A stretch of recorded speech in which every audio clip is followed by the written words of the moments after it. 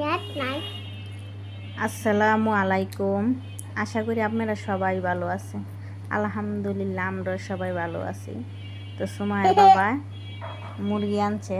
দাদা বাবা আর সুমায় আমরা আদা রসুন বাড়তেছে তার সুরায় নাই করতো।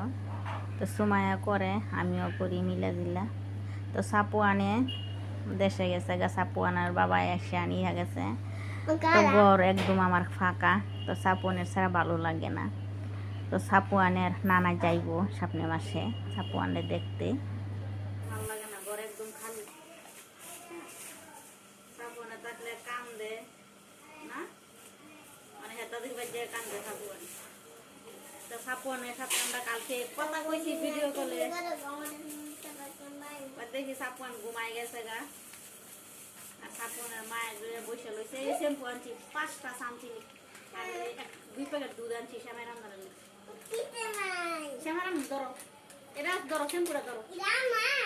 হ্যাঁ মাথা দিবা তুমি, মাথা দিবা। আর এটা শ্যামাই রাইলে তুমি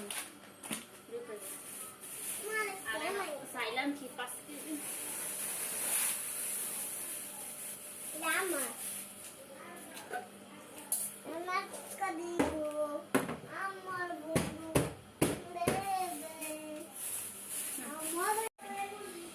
কেন 5 কেজি আটা আনছে সুমার বাবা, কেন ডিব্বাতে ডালছি। দেখছে আটা ডিমি কিনি কেসিটা দিয়ে অসুখ তোমার ফুপারে। তো সময় সকালবেলা এমনি জায়গায় স্কুল অল্প একটু বাকি।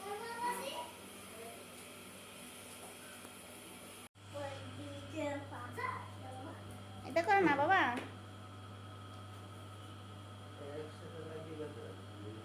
মানে বিছরে বার করো, রাইসা বার করে দাও রং করে।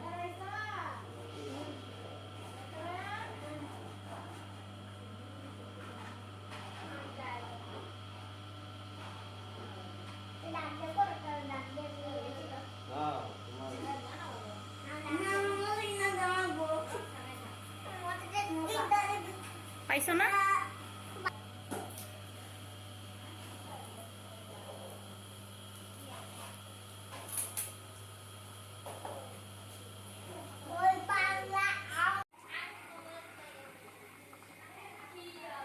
মুরগির মাংস রান্না করতেছি আলু দিয়া।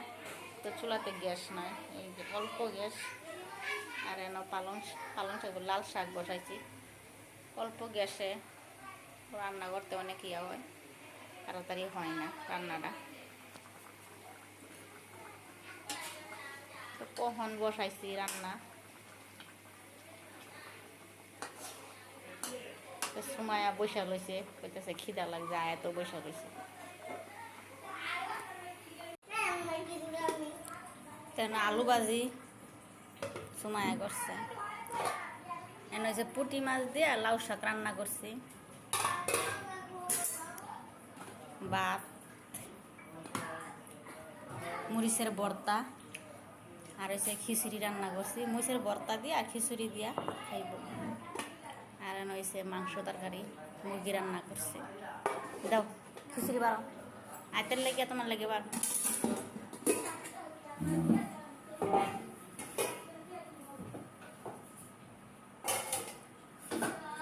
বিসমিল্লাহ করে বাড়াও।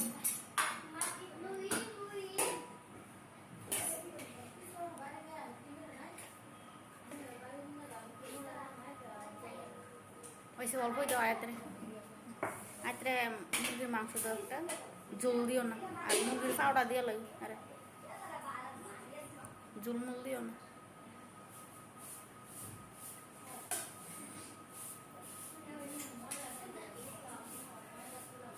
ওইসে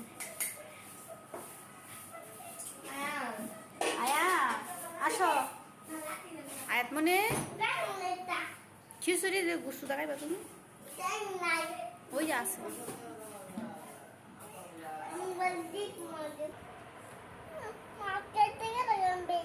আচ্ছা আমি খাওয়াই দেবো মনে থাক, আপনার একটা আছে আমি খাওয়াই দেবো।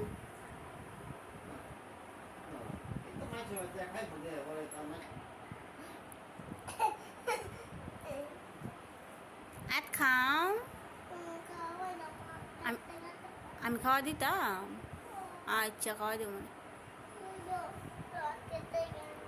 আত কাটতে গেছে দেখি কোনো আত কাটছে ওরে আয়াতের 8টা কাটতে গেছে কারণ আমার খাওয়াই দিত ওই আয়াতে আত যায় দৌড়ে যায় তাও আমি খাওয়াই দেবো না তো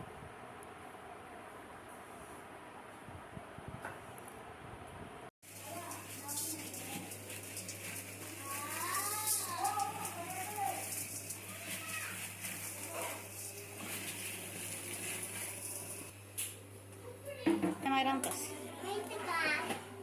এটা আনবো সেমাই